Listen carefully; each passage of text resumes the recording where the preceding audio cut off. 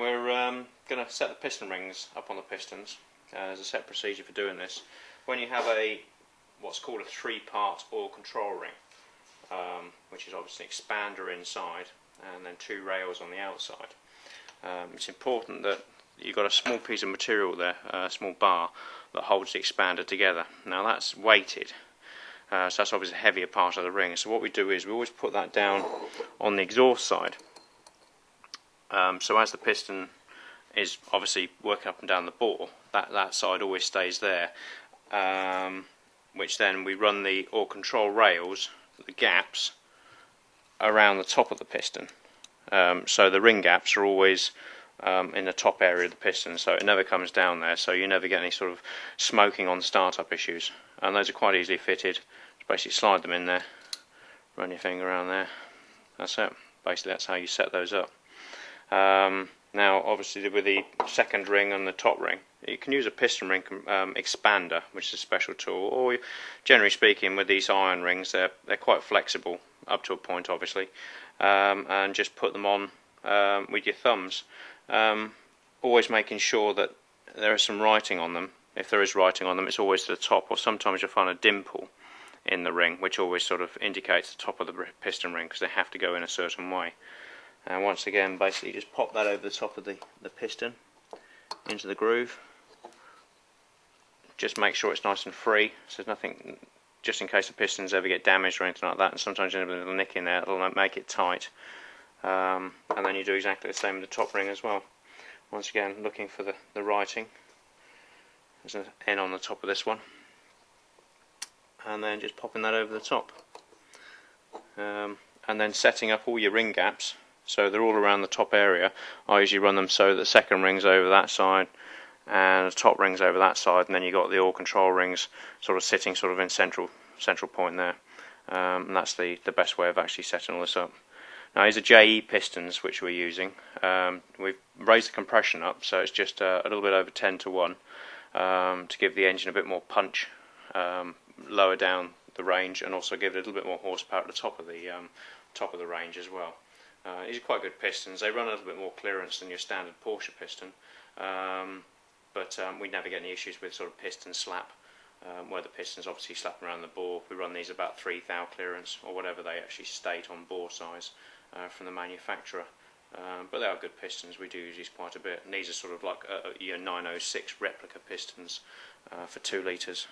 So we'll just get the piston ring compressor sorted out, and we'll pop that into the cylinder, show you how to do that, and then we'll fit the cylinders on the engine. Okay. Right, just going to make sure the bore's nicely oiled up. Always do that, because obviously when you're sort of running up the oil pressure, pistons obviously go up and down there. You've got to make sure it's nicely lubed up. Otherwise you'll start to get it'll start to burnish up the rings. What's been done to that cylinder, or all the cylinders really, since they came out of the car? Basically what we've done is we media blast all these with a vapor blast cabinet, which is what we use with all the cases, which is a very delicate type of media blast which uses water and media, sand media. You can blast pistons with them and all sorts. It doesn't actually damage it, but it's just enough to take off carbon, but it wouldn't ever take off paint unless you really wound the pressure up. Yeah. And that's nice and gentle on everything, and just leaves it a really nice finish. Obviously clean up all the surfaces, and then we rebore them. But the way we rebore them is a lot different from a lot of other people. We actually torque them up in a jig to what as they would be in an engine, so they are pre-distorted, and then we bore them, and then we hone them. So generally speaking, when you pull these down, take them out of the jig, you'll find a little bit of distortion and ovality, but that's due to the fact that when you tighten it back up with the cylinder head on top in the engine, it's actually got the correct bore clearance all the way through and doesn't barrel the cylinder. I don't know many people who sort of go to that extent when they're reboring their cylinders, but it's just part of race technology. It's stuff we've been doing for years. We've done it in all sorts of engines. If you're going to do it, you might as well do it right. Well, exactly that. Yeah. For the small price to pay, it just takes a little bit longer to do. That's all. Okay. But yeah, fitting up the piston. Once again, just making sure all the grooves are round the right way. Just oil it around the skirt nicely, around the rings. Doesn't hurt to have too much oil on it. Makes it just move it around, basically. And then just rest it on there.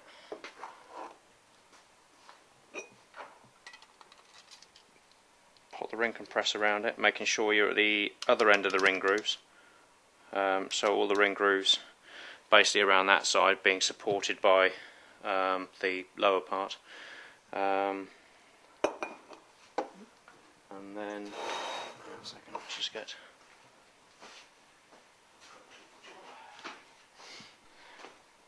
And then gently, just support the ring compressor down, and then just gently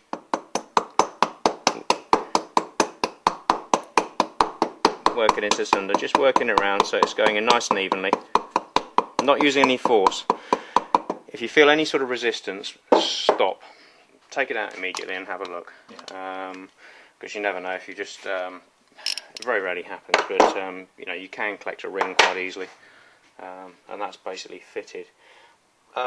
This process which we use as far as fitting the pistons in the cylinders before we fit them to the engine, I dare say a lot of you read books where they basically put the pistons and the rings basically assembled onto the conrod and then use a ring compressor to then slide the cylinder over the top in the engine. Doing that, you're sort of laying yourself wide open for damage on the piston and the rings. Even though you stick tubes on the head studs, it's not a nice way of doing it, because you haven't got full control and you can't visually see around the ring compressor to make sure that the rings are, you know, where they're supposed to be, the ring compressor sort of square onto the cylinder. There's too many variables, and it's a much nicer way to actually just have it sat on a bench in front of you, ring compressor over the top, everything's nice and square, and you're just gently moving it in there. That's the way we do it, and we don't get any traumas. And we actually, from the first video which we did, the pistons were already, the cylinder's already been taken off the pistons, but generally speaking that's the way we disassemble as well. We basically pull the cylinder away from the piston, but allow the piston rings to still sit in the piston. The piston rings to still sit in the cylinder, so it's supported, and then we'll just pick the ring clip out, and then press the just tap out the gudgeon pin, and then remove the piston off of the cylinder on disassembly. Do it that way, so you're not damaging the piston. It's still sat in the bore. It's just a nicer way of doing things, I feel, and it's just as fiddly on disassembly and assembly. Either way, to be honest with you. But that's you know, that's my own personal preference, to be honest with you. I think it's logical, but yeah, everybody's got their own ideas. Next bit. Right, okay, we're going to set up now to basically fitting all these into the engine. Just making sure we've got the top marked, so we're going to have obviously the big valve cut out at the top on the inlet side. Don't get that confused, because there'll be a nasty clattering noise when you go to fire up your engine. These are all the ones I fitted earlier. Here's some I prepared earlier, as they say at Blue Peter. Right, okay, and then we'll just go through the procedure of fitting all this up. Okay, we'll take a break there. Right. Yeah, so we've got the cylinder head here.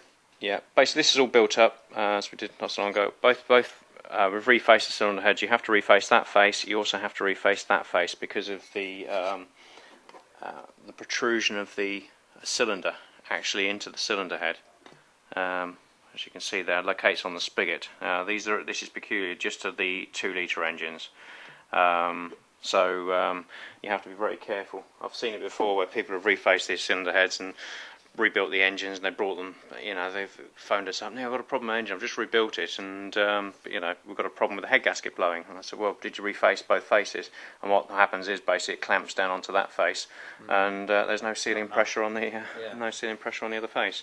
And we generally speaking, we set these up in the milling machine, and we set them all up regardless where they come through, because you don't know on their history how they've been refaced. and sometimes you might find it's a thou or a couple of thou out in between cylinder heads, that's no use at all.